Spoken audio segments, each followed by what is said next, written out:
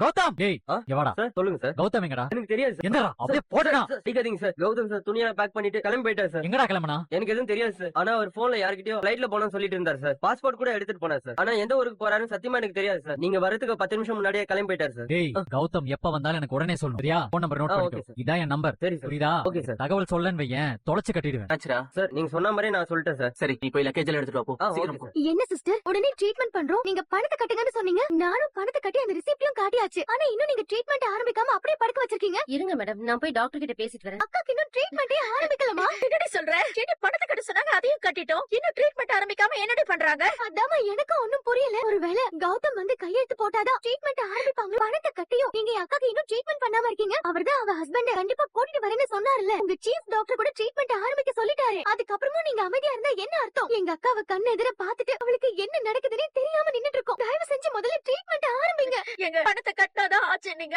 அதுவும் அவ்வளத்தையும் கட்டியாச்சு. அவ புருஷனை கூட்டிட்டு வரணும். நீங்க மாப்பிள்ளை கூட்டிட்டு வர போயிருக்காரு. சரி வாங்க பாக்கலாம். என்னோட மருமக ஐஸ்வர்யாவுக்கு எதுவும் ஆயிடக்கூடாதுப்பா. நீதான் காப்பாத்தணும். என் மருமகளை காப்பாத்தி கொடுத்துருப்பா. டேய் போன எதுக்காக எடுத்து தொலைய மாட்டேங்கிற பாவி. போன எடுக்க மாட்டேங்கிறானே. அவனை எப்படிதான் கான்டாக்ட் பண்றதுன்னு தெரியலையே. ஓ அவன் திரும்பி வந்தானா ஐஸ்வர்யா அவனை ஏத்துப்படலாம். ஒண்ணுமே புரியலையே. அந்த பிஞ்சு குழந்தையோட முகத்தை பார்த்து அவன் திருந்தினானா நல்லா இருக்கும். கடவுள்.